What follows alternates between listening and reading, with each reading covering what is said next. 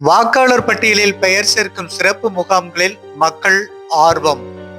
ஈரோடு மாவட்டத்தில் ஈரோடு கிழக்கு, ஈரோடு மேற்கு, மொடக்குறிச்சி, கோபிசெட்டிப்பாளையம், பெருந்துறை, பவானி, பவானிசாகர், அந்தியூர் என 8 சட்டமன்ற தொகுதிகள் உள்ளன.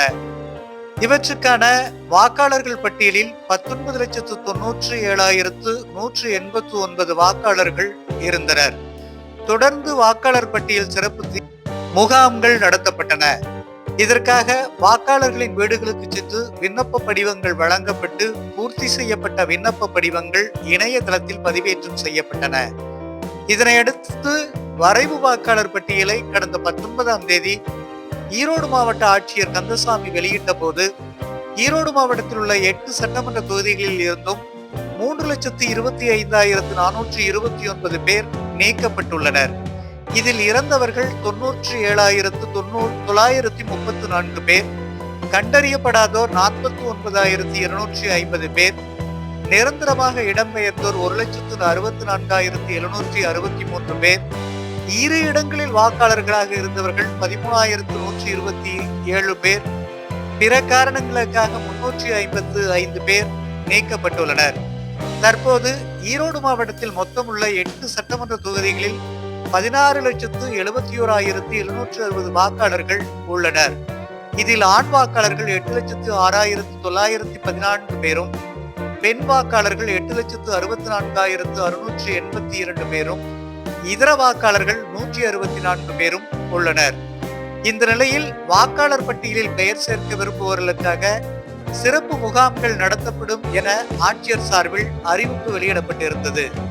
இதில் வாக்காளர்கள் பட்டியலில் பெயர் விடுபட்டவர்கள் 18 வயது பூர்த்தியானவர்கள் இந்த சிறப்பு முகாமை பயன்படுத்தி தங்களது பெயர்களை வாக்காளர்கள் பட்டியலில் சேர்ப்பதற்கு ஆவணங்களை வழங்கலாம் என அறிவிப்பில் குறிப்பிடப்பட்டிருந்தது.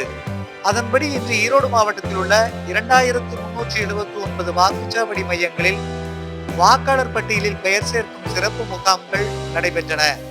இவற்றில் பொதுமக்கள் ஆர்வமுடன் பங்கேற்று வருகின்றனர். இந்த முகாம்கள் நாளை ஞாயிற்றுக்கிழமையும் அதனைத் தொடர்ந்து வரும் 3ஆம் தேதியும் மற்றும் 4ஆம் தேதியும் நடைபெறுகின்றன. ஈரோட்டில் உள்ள அரசு மாதிரி பெண்கள் மேல்நிலைப் பள்ளியில் வாக்காளர் பட்டியலில் பெயர் சேர்க்கும் முகாமை ஆட்சியர் கந்தசாமி ஆய்வு செய்தார்.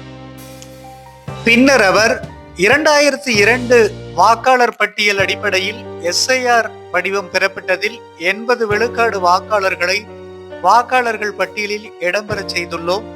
மீதமுள்ள 46,400 வாக்காளர்களுக்கு நேற்று முதல் அறிவிப்பு வழங்கும் பணி நடைபெற்று வருகிறது. 1/2026 முதல் ஒரு வாரத்திற்கு அவர்களிடமிருந்து ஆவணங்களை பெற்று விசாரணை செய்து பெயர் சேர்க்க நடவடிக்கை எடுக்கப்படும். அங்கீகரிக்கப்பட்ட அரசியல் கட்சியினரிடமிருந்து பெறப்படும் ஆட்சேபனையை ஆய்வு செய்து இறுதி வாக்காளர் பட்டியல் வெளியிட முடிவு செய்துள்ளோம். 1/1/2026 தேதி அடிப்படையாக கொண்டு 18 வயது பூர்த்தியாகும் வாக்காளர்களை சேர்க்கவும், இருப்பிடம், பெயர் சரி செய்வது உள்ளிட்ட பணிகள் அனைத்து வாக்குச்சாவடிகளிலும் நடைபெற்று வருகிறது. இந்த பணிகளில் வாக்குச்சாவடி நிலைய அலுவலர்கள், அங்கீகரிக்கப்பட்ட வாக்குச்சாவடி முகவர்களும் ஈடுபட்டுள்ளனர். வாக்காளர்கள் வாக்குச்சாவடிகளுக்கு சென்று தேவையான சேவையை பெற்றுக் கொள்ள வேண்டும்.